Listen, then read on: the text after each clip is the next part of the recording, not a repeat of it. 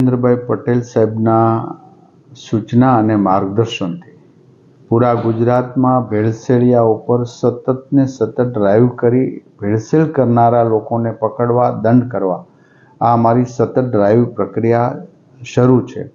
છેલ્લા 6 મહિનાથી અમારા 32 વેનમાંથી 25 વેન રોડ પર ટેકનિશિયન સાથે ત્વરિત અખાદ્ય પદાર્થ ચકાસણી કરી અને નાના પ્રોડક્શનો અને લારીવાળાને પણ દંડ કરી અને એને જાગૃતતાની વર્ષ 2025-26માં દૂધના 1282 નમૂના લેવામાં આવ્યા છે. 47,000નો જથ્થો જપ્ત કરવામાં આવ્યો છે.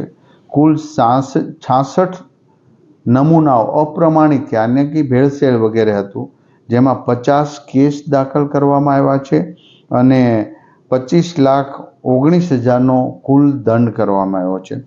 એ જ રીતે ઘી અને પનીર ઘીના નમૂના 696 લેવામાં આવ્યા છે, જેનો જથ્થો 2,38,72,200નો જથ્થો જપ્ત કરવામાં આવ્યો.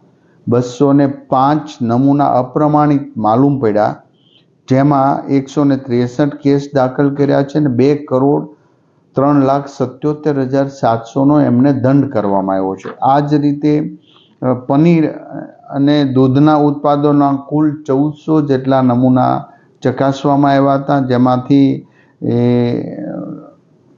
જેમને 15,68,700નો જથ્થો જપ્ત કરવામાં આવ્યો છે.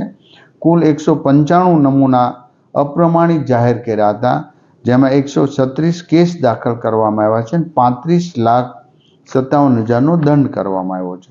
વર્ષ 2025-26 દરમિયાન તેલના પણ નમૂના ચકાસણી કરવામાં આવ્યા, જેના 1,036 નમૂના લેવામાં આવ્યા હતા અને 3,34,51,320નો જથ્થો જપ્ત કરવામાં આવ્યો. કુલ 85 નમૂના અપ્રમાણિત માલુમ પડતા 87 કેસ દાખલ કરી દેવામાં આવ્યા છે અને 90,26,500નો દંડ કરવામાં આવ્યો.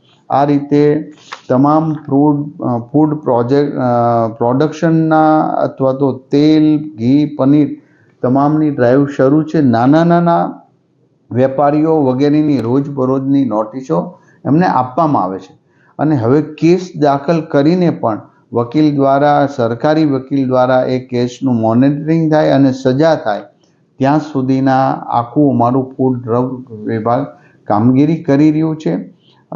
આ એક ચેતવણી રૂપ સરકારના સતત ડ્રાઈવ ચાલી રહી છે. હજી સુધરવાની ઘણી તક છે. લોકોના હેલ્થના ચેડા કરનાર એક પણ વ્યક્તિને બક્ષવામાં નહીં આવે. હવે તો મીડિયા જાગૃતતાથી પણ અમને ઘણી માહિતી પ્રાપ્ત થઈ રહી છે અને જાગૃત લોકો દ્વારા પણ ફૂડ એન્ડ ડ્રગ્સની અંદર ફરિયાદ કરવા લાગ્યા છે, જેથી કરીને અમારી ટીમ ત્યાં રેડ પાડી અને એમને પકડી દંડ કરવો અને કેસ કરવો આ બધી જ કાર્યવાહી શરૂ છે.